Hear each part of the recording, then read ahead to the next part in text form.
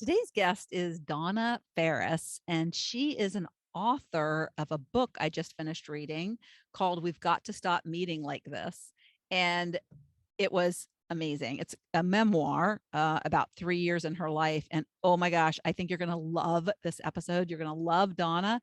And I hope we tried to not give away any of the like things in the book, but it's hard to talk about a book and not give away some of the stuff that's in it. But it was so cool because I think the first time she sent me a copy of her book, and it was the first time that I've read somebody's book in advance that was a memoir. And so I knew coming into this interview a lot about her life. And I was so excited to meet her and to have this conversation. So she had the most hellacious, with lack of a better word, 3 years, a lot of loss in her life. And it started with a divorce on page one or it wasn't page one where the divorce happened, but it was like clear that something was going to happen in that marriage from page one.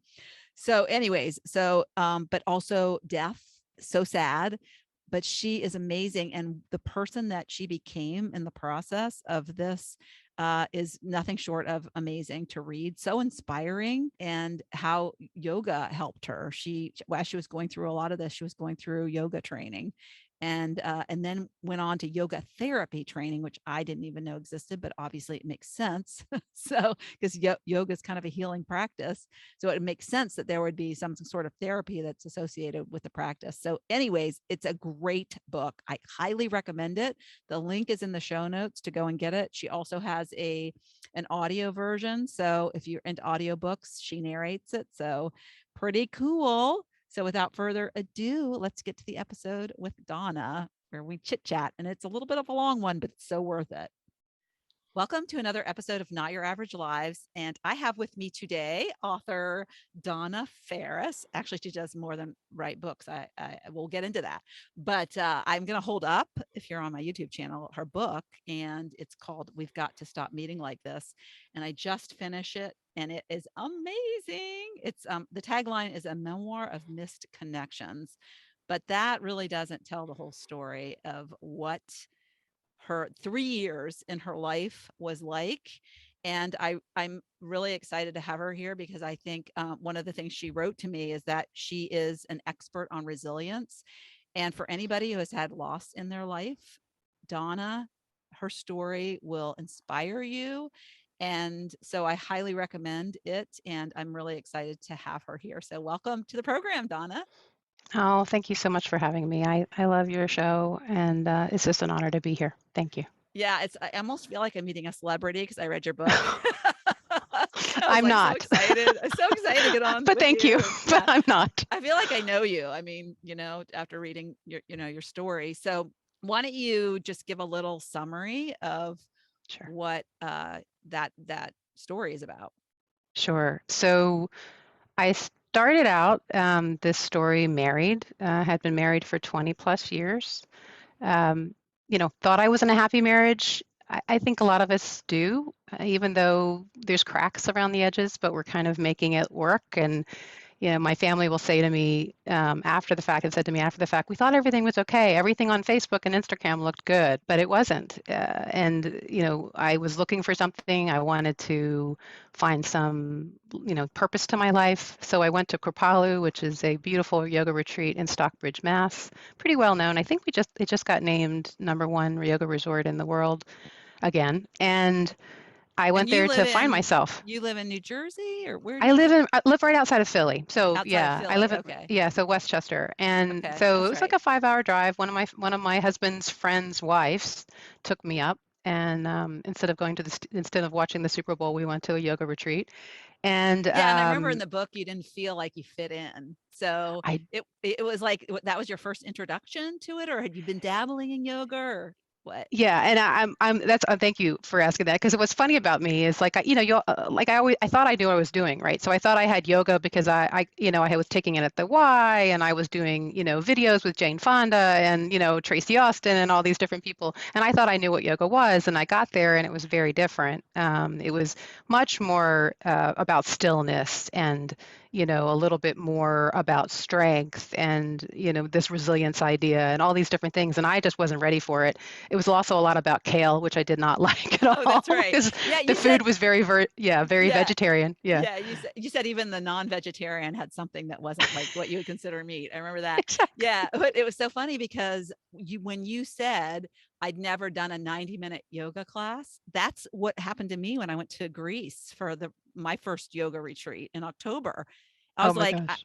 and I have never done so little and sweated so much. And it wasn't Yep. hot yoga. I think it was like, oh my gosh, I had the same experience. Yeah. Yeah, yeah, yeah. I loved hearing about that, about your experience as well. And you think you know what you're doing, right? I mean, I thought I knew what I was doing. I was very, very confident and just got dashed quickly. And, I didn't have any caffeine for that class either. So for me, that was a huge deal because it was an early morning class.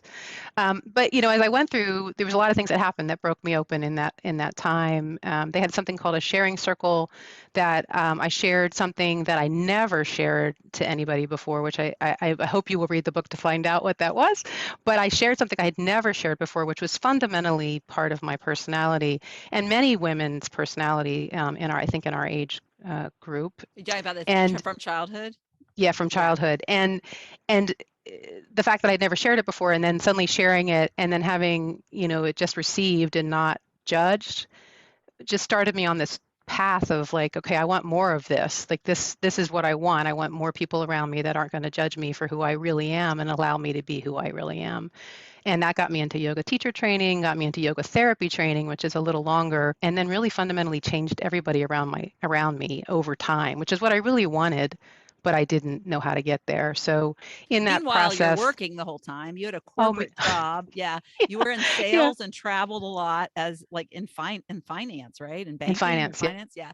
And then, yeah. So that was so like impressive to me that you had two kids you were raising, two daughters. I yep, have two daughters, that you were juggling all these things, traveling, plus you were going to yoga training yep, in the cracks of life. And yep, I think you chose the training that would fit into your schedule. Yeah. And yeah. so did you choose that because you think you needed that at the time? Was that part Yes, of I it? mean, Yeah. yeah, my oldest daughter was going off to college and we were incredibly close. So I was I signed up for the training, the initial training in May, and she was leaving in September.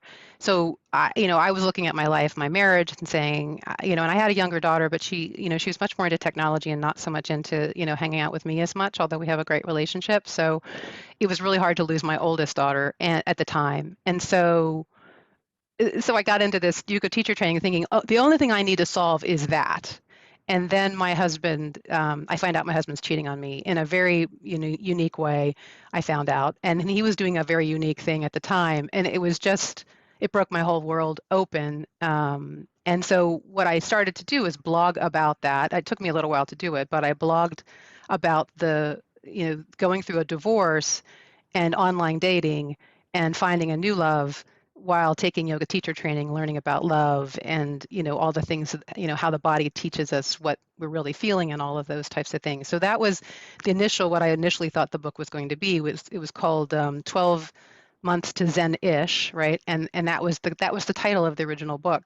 And I had a draft ready to go, and then my life changed fundamentally again.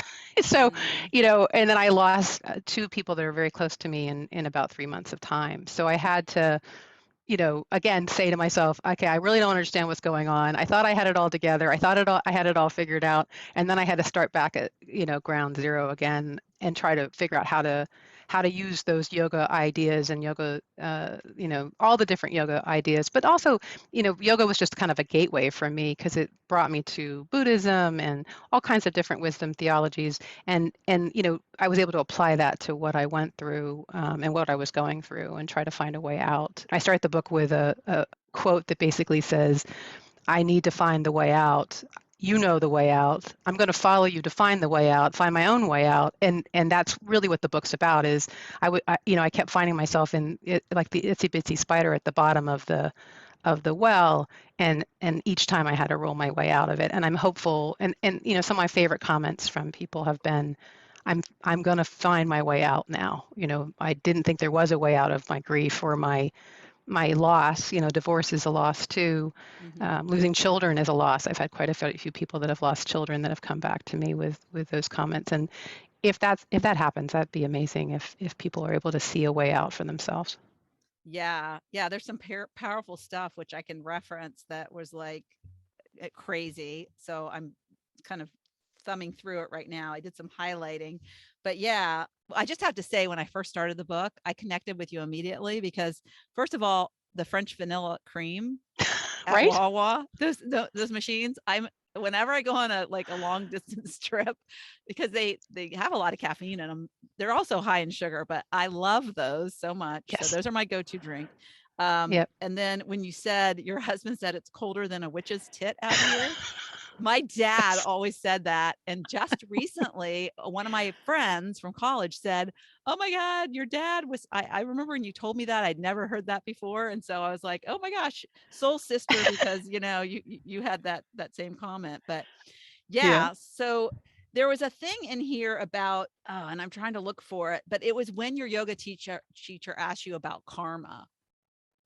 Like I that love was that. like crazy about, like, sometimes you're supposed to, well, you explain it because Yeah, yeah, you do a this is better a great job. idea. So this is a great philosophy.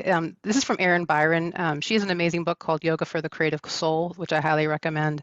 And I still actually meet with her once a week in this group that she has, and she's on Facebook. So I wanted to say that it's the idea of burning karma. So that when we go through things, sometimes can feel like we're going through a really difficult time, and it can be burning off karma, our own karma, which is our own deeds, our own things that we've done. It can also be the deeds of our parents or our ancestors, and basically you can go through this period of burning karma so that you can improve your life. And what I came back with karma is sometimes karma is just your decisions, right? I made a decision to do this. It wasn't a great decision. I have to live with that, and then I have to live with the results of that, and then I level up from that experience, right? So Mhm. say in my case, maybe I married the wrong man. I had to live with that decision. I had to learn from that decision. I had to deal with all of the difficulties of that decision, and then I level up to this next level. It's that kind of idea, right? And that sometimes we go through these really difficult periods, but we have to think of them as burning karma for our lives or our ancestors' lives, so that we can get more enlightenment and move on. And then you share that with everyone around you. So I think of it this way: like it was really important for me to deal with my childhood trauma so that I could be a better parent, so that my kids wouldn't have that same trauma, Mhm. passing down to them. So every time we work on these things, it may feel sometimes I think we worry about being selfish in doing it, but it's really Mhm. important because the more we love ourselves and the more that we're able to show love to others, the better the world around us will be, right? And we can see that in our lives today. When people are acting out and doing difficult things in the world, in the global world, it's because a lot of the things that probably are happening inside. Not that I Yeah. want to talk about that, but it's Yeah. but it's true. I think most of the negative things that I've done to other people have been related to how I was feeling about myself, my childhood trauma, and drinking. And something that I talk a lot about now is I Mhm. don't drink anymore, which is the other piece of the puzzle for me. But Yeah, it was such a big part um, of your life. it Yeah. really was. I mean, I Yeah. was the pusher. I was the entertainer. I was the shot lady, I would be called. I'd come out with the shots of tequila. Yeah. Yeah, I was a big part of my life for a long time. And COVID basically allowed me to take a break from that, and Mm. and that's really how I got sober. So I talk a lot about that in the Yeah. book, and then I also talk about it. I've been writing about it quite a bit recently, Yeah. which has been really helpful. Yeah. I'll try to tiptoe around the stuff that, so not to give away anything from the book. But what I thought was interesting is that who you're now with, it was like so interesting that there was a period of time that you weren't right for him, that Mm-mm. you weren't in a place to receive No, him. And no, that's so interesting because my story with reconnecting with my college boyfriend, and yeah, I look back and that's so true. That's so true. These people come in our lives, and yeah, it's not the time. It's not the right time, but we have this connection, and yeah. it's so cool that that you're together. I didn't even know that until we just talked before we got on the episode. So yeah, that's so cool. So anybody that Yeah. picks up the book, yes, it's kind of, yeah, happy It's ending. got it. It's a romance. It's got a happy Yeah. ending with a Yes. romance. Yeah. Yes. And just to add a little woo-woo to this, my Reiki teacher, who's also has served as my psychic, and that's in the book as well. She would say that we're all kind of we all have been in past lives, and these connections that we've had have always been there, right? So we keep running into these people over and over in our lives, and sometimes it's the right time, and sometimes it's not the right time, but that attraction and that love is always, going on. You always have that love. It doesn't die. And just so you know, I have an MBA, I have a CFA, I'm a finance person, I'm an executive, and I believe in psychics and past lives. Mhm. And all the woo woo. So Yeah. it took me a long time to get here and to be able to say that publicly, frankly, because it's not always, it's not always accepted. But it is for me that explanation and that understanding has been really helpful for me in looking at my relationships and if they end, either because somebody passes or because they end because sometimes they do, I can always look at it and say the love didn't die, right? And we Mhm. might get an opportunity in another life to come back to it, which I Yeah. think is just incredibly reassuring for me. Yeah. Well, I think when with the whole woo woo thing, when you start to have lived experiences that are like, what? Yep. Then you become a believer in it, right? It's Yeah, like you might have the science kind of mind, and there is science behind woo woo anyways. So there is. yeah. It's And energy. yeah, and the Reiki thing that Yep. happened when you went to the second level training, Yep. it's like Yeah. that was crazy. That was It really was. crazy. It was really Yeah. crazy. And I didn't ask for it. And in fact, I didn't Mhm. want it. I didn't really Mm. want to get that, I wanted one of the connections. I didn't want the other one. The other one kept coming, and Yeah. it continued to come at me, But yeah. which is life, right? Things continue Mhm. to come at you. If you don't, Pema Chodron says, things will keep coming until you learn the lesson. She Yeah. says it much more eloquently than that, but it's basically that, Yeah. you're not done with it yet. You have to kind of Yeah. learn your lesson still.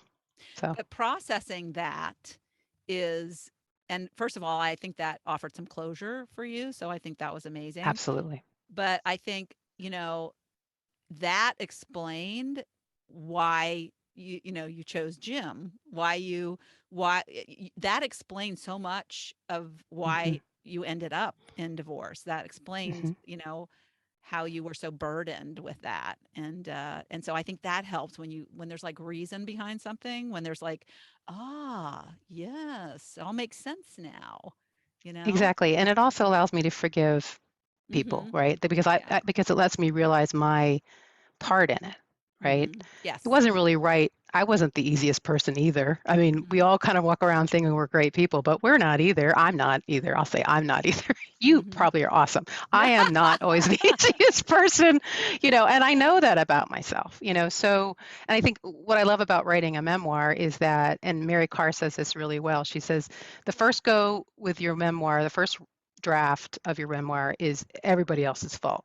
Everything that happened to you is everybody else's fault. Throw it down, write it. The second draft is usually everything is my fault. So everything is the writer's fault. I've made mistakes. I'm the worst person in the world.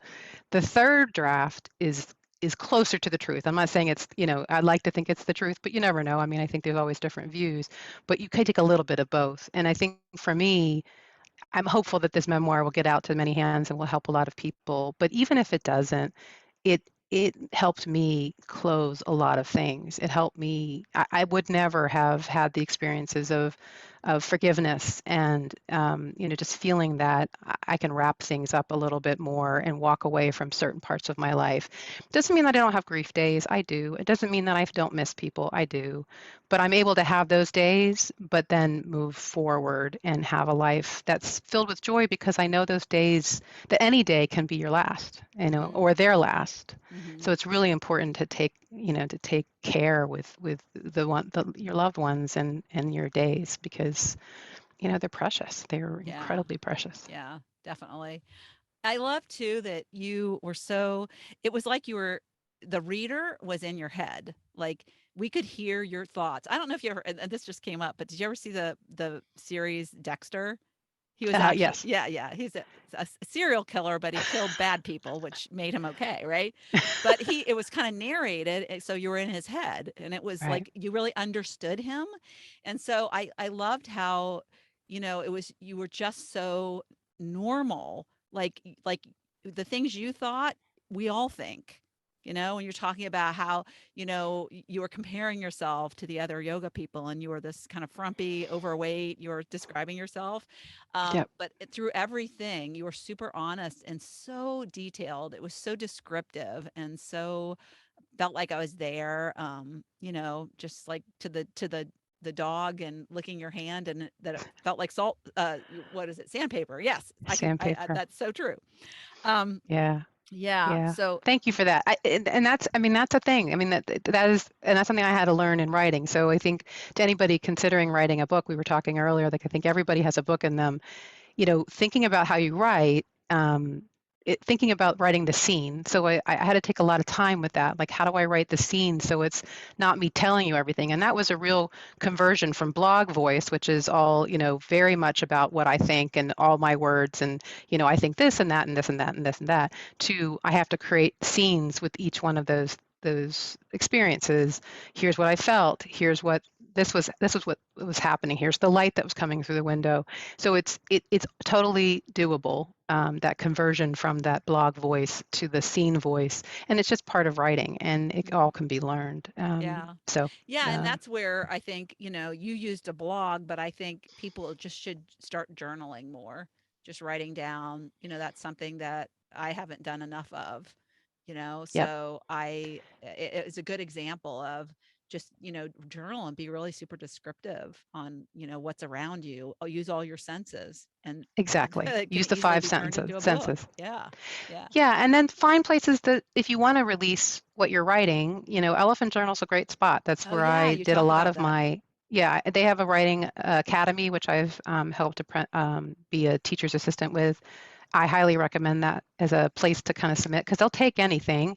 They won't necessarily publish it, but they will look at anything and the editors will typically give you some feedback, so and they'll give you a couple turns on the piece and then they may not publish it, but then you will get this criticism, which is really, really helpful to letting you know how to craft your voice. And I've written probably 30 or 40 articles for them now. And then I've now been published elsewhere, but I still come back to that place. It's just a really great place to kind of work Do they and have a share your website? voice.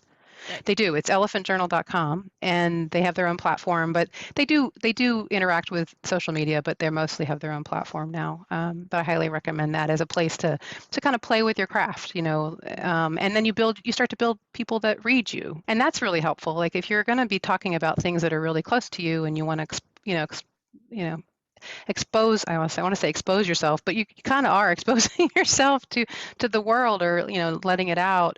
It's nice to have that happen and then people come back and say, hey, I understand, I felt the same way. It's very healing to have that mhm. process happen, and I highly recommend going out there even though it feels a bit like you're jumping off a cliff. They really are there with open arms to hug you as you as Oh. you come down. So Yeah, I feel the deeper the vulnerability, the deeper the connections. agreed. I mean, look at Brene Brown and some of the She's stuff, amazing. yeah. She's amazing. And Mel Robbins. Yeah, I love Hmm. her. I Yep. her emails when I don't ever miss reading because yeah, she's just so, oh my gosh, she says things and I'm like, oh, I can't believe you said that. Yeah. Yeah, That's so real. and if you believe in the energy, right? If you're feeling a certain way, probably other people are at the same time. Like, Yeah. I think you post every day, I post every day, and I try to think about how am I feeling, and then what resonates with me today, and I post that, right? Because we're all kind of in the same spot. We're having a lot of the same experiences, and sometimes people just don't know how to express that. And giving them, a quote or a picture or something that how you're feeling is helping them express it too. And that's a lot of it, right? If we can express our feelings and understand what's going on in our bodies, again, we will, act better around the people around us and, show more love as opposed to, denying what we're feeling, which can be really, really harmful to ourselves. That's why we Yeah. numb. That's why we do a Yeah. lot of things like eat too much and drink too much and Yeah. harm ourselves Yeah. in a lot of different ways. Yeah. Uh, so I just this came up, your dogs. Oh my What was gosh, interesting too is that you adopted two dogs during I did. your grieving process. I did. And and they kind of saved you in a way. I And mean, my kids, and my yeah, kids. yeah. Like the first dog that that we adopted, Yogi Bear, which we did not know his name was Yogi Bear, and I wasn't ready to adopt him. I wanted I was a single mom at the time, so I wanted this big dog that was going to make me safe when I took my walks and would, bark at everybody. And here, my kids fall in love with this 18-pound Shih Tzu, who barks a lot. Don't get me wrong, but is not going to save anybody. And I was sure that I just wasn't, this wasn't right for me. And then we look up the name when we looked at the Mm, roster of adopted dogs, and his name was Yogi Berra, and he had been surrendered by his owner after a long time. And for me, mm. just being a yogi and just being surrendered by my husband, I felt Uh-huh. a very strong connection to that dog, Yeah. who is struggling now. So I'm hopeful Oh. that, yeah, no, I know it. And we got that dog in 2016, and my kids said to anyone who would listen, this was the best thing about 2016, which, I totally understand because that was really the first year of the divorce. So the dog, I mean, Yogi has been a joy. Oh. I know, it's hard. And then the second dog, I was fostering, so I started fostering dogs, and he was about the third or fourth foster I did, and I failed, and I adopted him. And he Yeah, tried well, to, it's yeah, interesting. So, you have to like read the book to know, but that universe, isn't it interesting? Yeah, yeah, what it can do for you because yeah. you loved that dog. I Yeah. love that dog. That Yeah. dog, I think, had a little mystical connection too. I think it was, Yes. it was a lot. He's a lot like my first dog that I ever had when I Hmm. was growing up. So Hmm. yeah, he's still kicking. He's doing great. Yeah, He's still into everything like he always is. that's But yeah, amazing. that dog. I mean, dogs are wonderful. I mean, animals in general are wonderful, but Hmm. I think there's a connection certainly with dogs that I Yeah. have. They're just Yeah, they unconditional sensed. lovers. Yeah, they Yeah, sensed your sadness when you were every upset. minute. Yeah. Yeah. Yeah, I can't lie with my dog. I can't say that I'm fine when Jake's around. Jake will absolutely tell everybody that I'm upset. If I'm sitting on a phone call for work, because a lot of times he's not here today because I didn't want him to interrupt us, but if I get upset, he'll start to bounce around the room, and I'm like, Hmm. oh, I can't, I Yeah. can't deny it. He's like Yeah. freaking out. Yeah. So, and they are just great, and they're great teachers because they're instinctive and they can't help their reactions, and watching my dogs helps me be more kind to myself with my reactions, right? Because they can't help it. We don't blame them when they go running after a squirrel. We get a little upset because we don't want to, lose them, but we don't blame them for it. And when I have the same reactions over things that upset me, I need to be kinder to myself. I have to figure out how to best react to it. But how many times, at least for me, I'll get mad at myself because I get upset about something. Well, of course I got upset about that. I can't help getting upset. I can help, not sending them an email or saying the thing that's going to hurt somebody because I'm upset, but I can't kick myself because I got upset. I mean, of course I got upset. That was hurtful. Hmm. So it's Yeah. just really helpful. Dogs are really helpful because for Hmm. me, they're just constantly teaching me, Yeah. to trust myself and to not be mean to myself because I can't Yeah. help it Yeah. sometimes. They were like therapy dogs without even being therapy I know. dogs, right? Yeah, I think Yeah. they would flunk any therapy school, but Yeah. but Yeah. but they certainly were. Yeah, they Yeah. certainly were. Yeah. Yeah. And speaking of therapy, there was this really great yeah, I loved this that I highlighted that I'm not sure who this was. Was this your yeah, I think this was your therapist. And she explained that time spent in therapy and self-discovery can lead us to believe we are beyond basic emotions. Yep. So, New and age guilt. that's so true because yeah, new age guilt.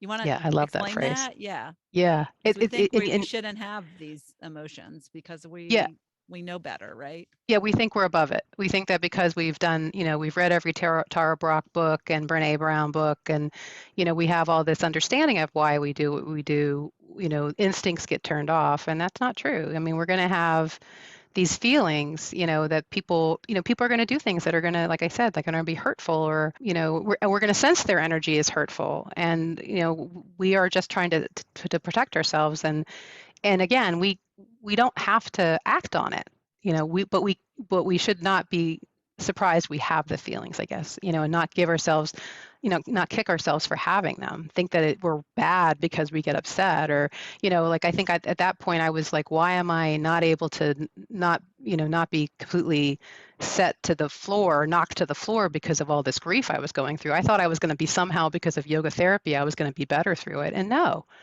grief is a real thing. It's a person has been, knocked out of your life, and you're never going to replace them. That hole is always going to be there. And until we accept that that hole's there and that we have feelings around it, we're not going to heal from it. And it doesn't mean that you ever stop being sad about them, but it doesn't take up all of your day. Yeah. As you begin, I think that's the thing. And, I love the analogy with grief of the shipwreck, right? And I'm sure you've heard it. Initially when it happens, it feels like the waves are all the way up to your neck. You're completely consumed with the wreck. You're completely consumed with the situation. And then over time, the waves start to recede, and you don't feel it all the time, and you feel it, once a week, or anniversaries. So over time it gets easier, but the waves are still there. They're going to still come back in some ways. But if you know the tools to handle it, it becomes just another day. Right. I wrote an article recently about this. It was the first, this last February 11th was the first time I'd experienced this anniversary of this person that died sober. And drinking, I'd always drank to kind of feel better and to numb it, but it actually just postpones it, right? It doesn't really get rid of the feelings, it just numbs you. So I was able to kind of look at the day and say, these are the things I'm going to do today to make myself feel better. I walked my dog, I took a bath, we sat and watched the sunset, and I was able to look at it and say, this is just a day. And I can take care of myself during this day, and then I can move on. Doesn't mean I wasn't sad. Doesn't mean I didn't miss him. Yeah. But he would want me to be happy, Yeah. and I need to internalize that and do the best I can to do that. Yeah. Because life is short. I learned Yeah. that life is short. Yeah. And back to the woo woo, and you can read about it in the book, but there were definitely signs that he wanted you to be happy. So yeah, Yeah, that's he crazy. comes back. He Yeah. comes back a lot. I had cardinals yesterday. I had bluebirds on my walk this morning. I think these are signs, And and that's wild I'm that your okay if you don't. daughter, yeah, your daughter, he came to her when she was Yep, having and he still does. He under still does. anesthesia. That's crazy. Yep, yep. And I had never told her that story, and it was again, it was just he was making sure that I told her the story. It was Ugh, it's so crazy. you have to believe in Chills. magic a little bit. I think that's Mhm. part of grief. I think you have to believe that it's not over, and like I said, love doesn't die, and they will find you. They can get to you. They are in your life still. They still care. Yeah, there was another quote that I highlighted. Yes, please, It was please. instead It's an of honor, really. yeah. Well, I mean, It it's really is. like when the things resonate with me, I feel like they need to be shared. They need to they'll resonate with somebody else. I Instead of really appreciate it. yeah, instead of post-traumatic stress, some Yes. people can experience post-traumatic growth. Yes. What a That's Maria positive. Soros. Yes. I highly recommend her book, A Short Course in Happiness. See me, I talk about everybody else's books. Yeah, But Untethered Soul, I've read that with Michael oh, Singer. That's so so good. good. Yeah. That's so good. And that's another one that I highly recommend. But Maria Soros, Short Course in Happiness, she had a brother who died young of a really rare cancer, and so she went through it, and so she does this. She has that book, but she also does a workshop at Kripalu, and actually does it on her site too. But it's all about finding a way to find 3% happiness each day as you go through these problems, and that can help you just tip your mindset a little bit more towards hope, and then you can start to look back. It's not going to happen right away, but start to look back at what this loss has taught you. And we don't really grow all that much when we're not facing difficulty. We don't, because we don't get pushed, right? We don't get pushed to try new things. We don't get pushed to take on new advice. We don't get pushed in any way. We're just kind of bumping along, which is a great thing. Don't get me wrong. I really don't want anything bad to happen. But when it does, it gives us the opportunity to kind of learn new things, learn new behaviors, and really take nothing for granted, which is all very positive. And then that can help you become resilient for the next thing, because no matter what, life does keep handing us these things, and we have to get better at them. A big thing for me with grief was, um, I still had 2 kids and 2 dogs at the time, and I knew that I couldn't fall apart because I didn't want them to lose me too. So because if you don't manage your grief, they call it complicated or traumatic grief, can turn into cancer and heart disease and a lot of things within 12 to 15 months. So I didn't want that to happen. So it was really, really important. I committed really heavily to finding a way out. And like I said, Marie Soros's ideas about being able to turn this into a positive over time, didn't happen all at once, but over time was really, really impactful for me. Well, And and I it think, saved me. yeah. And I think with children, when they watch a parent go through something and come out the other side, and they show resilience, Yes. that is modeling. I mean, that's a role model that is a super positive, even though you might be feeling like you're falling apart at the time, Yes. but you didn't Yes. ultimately. And that, I'm sure that they respect you 10 times more for the difficulties that you encountered and recovered from, and what you Yeah. learned in the process. I mean, the person that started this book is not the person that finished the book. It's like such a, a growth. And oh, there's one more that I Yeah. love. It'd probably be a really great Please. thing to end on.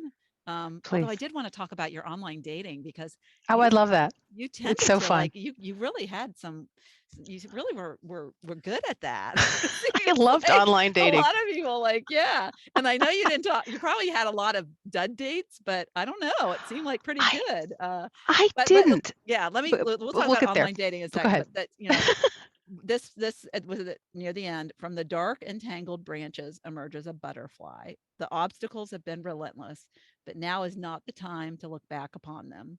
The more pressing question is, where Mm. will you go with your new set of wings? Yeah, I love that.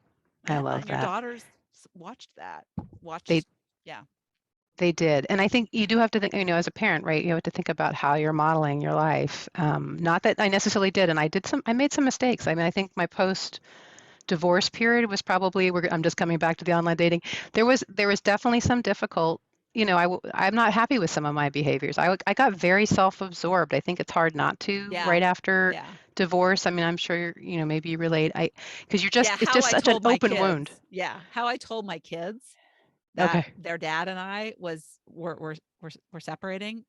That was not. I wished I had done it differently. I wish we had sat down as a family to talk about it. Yep. Me too. But yeah, I I do think too. I was a little self-absorbed then in what I wanted, and yeah, it was not good. And those are things that stay with kids forever. They Hmm. remember that moment, that their Hmm. life They changed do. like that. They So do, and it was hard. I think there's things I wish I had done differently, and I copped to that in the book for sure. mhm, I think they tell you things we don't. I didn't know enough about what to do, and I was in such an instinctive mode at the time, so I just did whatever I was feeling. In yeah, hindsight, reaction. and Yeah. I'm thankful that my kids have gotten to hear me say that, right? Yes. That I wish I had done it differently. And taken more care, with that relationship, and also taken more care, with online dating, to come Yeah. back to it, Yeah. because I think I didn't bring any men really into their lives, but I think I was very absorbed in that too. Because after you're in a relationship so long, and then to have my husband cheat, and then I was like, I have never done anything. I had never cheated. I'm not saying I haven't. I think you always have these people that are around you that you might have flirted with, but I never took it anywhere. And then to suddenly have this open up, it was a lot of fun for me. Yeah. And I was good at, because of my job, good at weaning out a lot of people. So I weeded out a lot of people Mm. that probably would have been problematic and bad dates, and tended to, at the time, and I don't know how it is now, but at the time was able to find, men that were fun to hang out with for a little bit. I Mhm. mean, I didn't want to date a lot of them, but it was interesting. I just took them as kind of like little meetings, that I had to do for a half an hour, and if it didn't work out, it was nice to meet you. That was Yeah. kind of how I saw it, Yeah. which I And this, really liked. yeah, and just so people know, you were in your early 50s when all this Yeah, happened, I right? was Yeah. 51, 52. And then Yeah. when I went back out again, I was 55. Yeah. So Yeah. I did it twice in that time frame. Yeah. I never want to go back out because I'm madly in love with the person I'm with now. But Uh, I think to those who are worried about it, it can be really fun if you take it the right way. I think it's a way to meet people, not necessarily the person that you're going to be with forever. And I think that for me, that's kind of how I looked at it. I didn't really expect to be with somebody for long periods of yeah. time. And I like that you were real clear about the person that you wanted, because you didn't necessarily have that person that had a lot of those kind of similar interests when you chose your mate the first time. No, And no, so that was kind of cool that you were really clear on that and being yeah, kind of shared interests. Yeah. yeah. And I kept waiting for like, the catfish, or the one that was like said he wasn't married and he was, but yeah, you didn't have those in there. No, I had one guy that turned into a woman. That was interesting. Like Oh, that. So I think so I never found out what happened with that one. That was interesting. oh, that's Um, right. The picture changed or the something. picture Yes. changed. Yeah. I was like, Yeah. that's weird, you know. And Yeah. then they continued to try it, which I don't really put in the book because you have to kind of take out a lot of things so Yeah. that it flows. But they did try to, reconnect with me, and I was like, I don't know, this is a little odd. Not that I have any problem with that, but it was just, this is probably not. You're probably not who I think you are right now. One other thing I do love that in that section of the book, I read an article at that time from somebody who had been married a long time and said, a lot of times we feel like we're not good at relationships because we get divorced after a long period of time. But what I loved about what she said is she said, no, you're actually really good at them. Because if it wasn't working, right, or if it wasn't the right one for you anymore, but you still were able to make it work, that means you're incredibly good at relationships, right? And modifying and so then what if you took those talents to somebody new that was actually right for you? Yeah. So I Yeah. do want to say that in case it helps anybody out there, Yeah. because I y- think Yeah. that That that resonated was with me so much, because somebody said the same thing to me when I got divorced after 25 years. yeah, I was feeling such a failure, and they said, "No, you're so successful. So many people don't even last 10 years." that's And I was right. like, "Oh, that was such a good reframe for me." Yeah, and it's such an easy turn, but it just Yeah. was so helpful for me. So I did want to say that. It Yeah, came to good my good mind. So point. I always think when things come to my mind, it's the universe telling me that I got to say it, Mhm. so that make sure that it might help somebody on the phone or somebody that Yeah. listens to the podcast. Well, So and maybe failure is more of the other, is staying longer in a relationship that isn't right for you, because that's right. clearly you weren't happy in that marriage, it was from the No, get-go. Yeah. So, no. And I was talking to somebody recently that um, came from the other side, so that had cheated with somebody.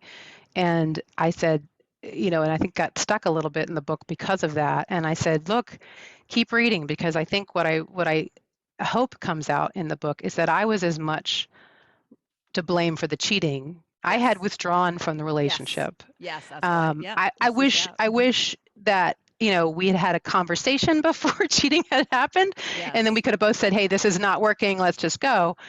But that said, I know I had a part in it. Yes. The front of my book talks about like how I was feeling and how I felt, and that's not fair. It wasn't fair Yes. to my Yes. ex-husband that I was feeling that way. Yeah. Good No one point. should have to be with, Yep. somebody that's just tolerating them. Yes. So, I think we both have to come to the relationship and be honest and vulnerable about how we feel, and if it's not working, it's not working. You Yeah. know, And I and think you got into the mode that I got into, where we had it was like a business, right? We yes, had it we were co-owners of this family, and hmm we had our employees were our children, and yep, we made, we had the business, we had the, like, the houses, all the financial arrangements and our jobs, and it was like I felt like we were kind of business besties, but that's not right. romantic and aligned No. in that sense. So yeah. No, and that shift, that balance in the romance and the business had gotten way off. I would Mhm. entirely agree, Yeah. and it was hard to unravel that. Yeah. I think we probably both had times where we wanted to unravel it, but just the sheer size of that was too much for us to manage it. We just Yeah. couldn't, and I think a lot of people feel that way. I think it's hard not to, but Yeah. I have to say, for me anyway, it was important to do it, and everything got better after that. Yeah. Not initially, it was hard at first, but it got a lot better. And even though I had another situation, kind of fall apart, it still is better, Yeah. Yeah. I think to to find yourself, you have to detach from the yes, things that, it's almost like you don't see yourself as a unique individual anymore. You see yourself as a wife, as a mother, as a this, as a yes, that. And I always felt too that if it's meant to be, it's meant to be. Just because we're separating doesn't mean we're going to so we find ourselves, maybe we come back together. If we don't find ourselves, we find somebody else, and hey, we make other people's lives happier, because which is just an expansion, right, of yeah, sorts, which yeah, happened and is good. yeah, and I think it was hard for me though. I mean, when he had somebody else, right? And so he got to the happy place much quicker than I did. But but I wish him well. The more he's happy, right? And the more Yeah. the father of our children is happy, the better your kids are going to be. Yeah. So I'm always, about that. Let's make Yes. everybody happy Yes. because it affects everybody else, right? Yeah. I Yeah. want my kids to be happy and Yeah. loved and taken care of. How are your kids, by the way? They're good. They're Yeah. really good. Thank you Are for they still asking. single? And yeah. One is getting married next year. The other one's still single. She's Uh, younger. yeah. So Yeah. yeah, they're good. That's They good. have a mom that's that's in their lives a lot, and they're doing well with the book. Their names are changed in the book. It would Yes. be hard for you to find them, which was Yes. on Yeah. purpose. Yeah. But they're great. That's good. I'm really blessed. I think, Yeah. because of my past with my mother, it was really important to me to be the best mother I can be. It's Mm-hmm. a constant thing. I don't Mm-hmm. always, I mean, like all of us, I'm sure we fail a lot. I fail a lot. But it's really important to me. I think if I can be measured by that, that's the most important Yes. thing in Yeah. my life, Yeah. is them. Yeah, I asked that, I thought of them because I think of the weddings. So after I got married, my ex-husband hadn't been married yet or remarried, but we had two weddings, but we were really good friends. And Oh, that's so, good. weddings can be a nightmare. It sounds like you guys are in good places. And so, yeah, We're that's okay. I think we both have figured out how to be around the kids. I yeah, think, but I think it's always a thing. yeah, I it is. won't say that. Yeah, I think it's important to recognize that it's a thing. I think, and for me, that's the most important thing. So as long as I know I'm going to be a little bit off that day, I can take care of myself and not yeah, try to muscle through it and say, "Hey, I'm fine. I'm yeah, great." Because when I do that, that's a pure it's a pure, sign that I'm going to blow at any yeah, moment. So, yeah. and then I'm not going to be drinking, which I think is really Oh helpful yeah. Good because point. every time I would drink, in those situations where I was saying I was fine, at some point the gasket would blow and Yeah. I'd blow up everywhere. So Point. it will be great not to be drinking and just really focus on my daughter because I didn't have that when I got married the first time. I was just talking about this with somebody. When I got married the first time, I didn't have that, person that was going to help me. My mother really wasn't there for me. So I just want to be that person for Yeah, her. that's Whatever you great. need that day, whatever, I'm going to be that quiet, patient person as much as possible. Even if I have to, duct tape my mouth shut, I'm going to do it. I just want to be there to support her, Yeah, and if I can do that, that'd be a win. that's That'd be a big great. win. That's great. Yeah. Well, what are you doing now? I mean, are you still working in the corporate world? Are you doing yoga, teaching, a combination of the and writing, obviously? Both, all. Yeah, I'm busy.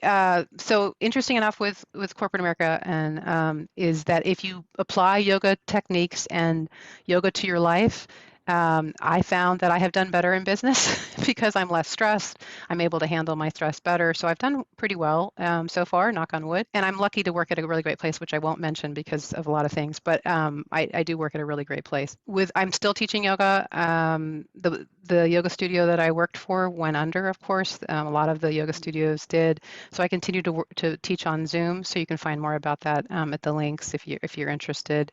And I'm still writing. I'm working on a mystery novel that I've always wanted to write. Oh, That was my cool. initial intent, so I'm excited about that. I'm also working on a book about bringing yoga and spirituality of the wisdom of yoga Mm, to work. I think there's mm, some real opportunities to kind of bring those things in. There's a lot of people doing it. I'm actually taking the inner MBA with Sounds True right now that's a certificate that you can take. So bringing kind of these ideas into the workplace is helpful because people have to work all day, and you want to give them an Yeah. opportunity to feel comfortable and safe in their work environment, and that hasn't always been the case, I think, Yeah. for people. So Yeah. that's something that I feel very strongly about and drawn to help out with. Yeah. Yeah, I want to mention your website because sometimes people have trouble finding the show notes where we'll put these, but it's Yeah, manychangeyoga.com, meaning all one MINI, word. many change, like little change yoga, Yeah. many change. Yeah, because I used to have a Mini Cooper, but Oh, I that's do believe in, right. yeah, Yeah, I do it's believe on the strongly in cover. mini It's on the changes. It's on the cover. cover, Mini Yeah. Diva. Yeah, and that was my Yeah. license plate. And I do believe strongly in mini changes. Big changes, are hard to do, but little tiny changes every day are really important. So Yeah. that's what the name of it came from. But if you can remember it that way, and Yeah. that's where I post, the Your stuff about the blog. book, but also the workshops I'm doing Oh, good. and the articles and so forth. Okay. So Okay. Well, this has been delightful. I know we've gone long, probably close to an hour, but I mean, I looked up and it was like, I mean, by the time I looked up on my thing, I think we were nearing on 50 minutes, and I was like, I'm not done yet. I'll keep going. Well, no, we were nearing probably 45, but yeah. So it's been delightful. Thank you so much for your gift of your book. It was really enjoyable. Now I'm sad because whenever I finish a good book, I'm like, well, Oh, but that's the best. That's yeah, the best thing to hear, actually. But I'm sorry. It's sorry for you. It's over, but it's the best yeah, thing to hear. Thank you for yeah, that. yeah. Thank you. And So thank it's you such a for, joy to be yeah. here with you. Yeah, yeah. So, well, we'll keep in touch online, and know where we are now, where we can find each other. And I thanks love so that. much. And I'll, Thank you yeah. so much. Thank Okay. you.